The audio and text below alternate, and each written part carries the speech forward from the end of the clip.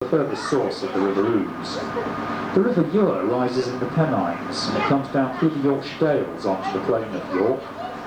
Its main tributary is called the River Swale and flows into it just this side of Boroughbridge on the navigable portion. And it becomes known as the River Ouse 12 miles above York after it's joined by the Ouse-Gill Beck.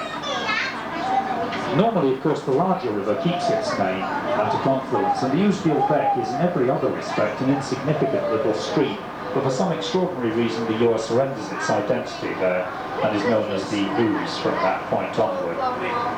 The River Nid flows into the Ouse at Monkton, and that's about 7 miles upstream from York. The waters of the Ure, the Swale and the Nid cause flooding problems here from time to time, and even in the summer months we've had flooding.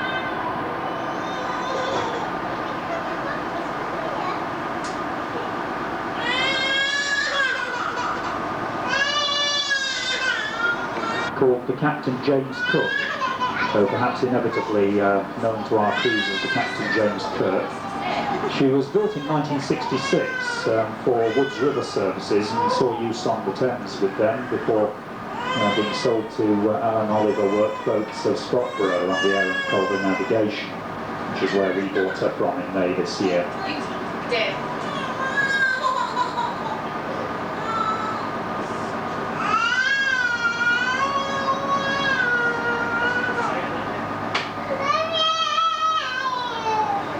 I'll tell you about the vessel that we're on a bit later on. The bridge in front of us is called Clifton Bridge. This one was completed in the autumn of 1962. It's part of a link road that connects the outer suburbs of the city, Nation and Clifton.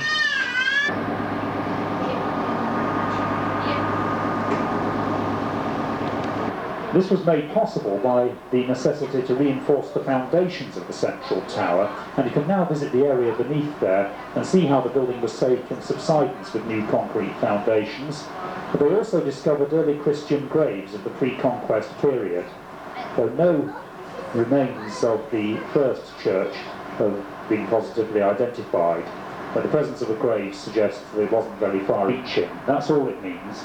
Cathedral is also the correct term for that building, and that's a rather tighter definition. A cathedral is a church in which a bishop, or in this case an archbishop, keeps a ceremonial chair, deriving from the Greek cathedra. But that's the only requirement for a cathedral, though. I know a lot of people think it's linked to city status, but that's not necessarily so. There's no requirement for a cathedral to be in the city, or for a city to have a cathedral. That's on St Martin le Grand, the parish church in Coney Street. 19 medieval parish churches have survived inside the city walls of York, out of a pre-Reformation total of 32. St Martin le Grand was badly damaged by firebombs in the Second World War, and if you visit it today you'll find that only the south aisle was later rebuilt as a smaller parish church. The ruins of the nave and the north aisle are preserved alongside. The city walls come to the water's edge just about at the point where we set off from. But a bit closer to us on the left-hand bank, near the moored houseboat there, you can see ruins of Stone Tower by the waterside, and that was part of the walls of St Mary's Abbey. St Mary's Abbey was a Benedictine monastery just outside the city, which had its own separate defences. It was brought to an end, of course, by Henry VIII's dissolution of the monasteries in 1538, like all other monastic establishments in this country. People that administer funds for grant-maintained schools. While on the left-hand side, the limestone wall parallels the river, is now all that remains of the Franciscan Priory that stood there before 1538. Buildings behind it now include the back of the Victorian Police Station and the fire station that face Clifford Street. The first part of the row of houses there is called Friars Terrace, commemorating the earlier occupants of the site. To the right, the brick building with the balconies facing the river is 34 sheltered flats for older people by York City Council, completed February 1990. This scheme won a prize from the Royal Institute of British Architects for the excellence of its design. And also on the right is the bonding warehouse of 1875, where imported goods were held until the bond or duty had been paid, and then they could put it east for further sale.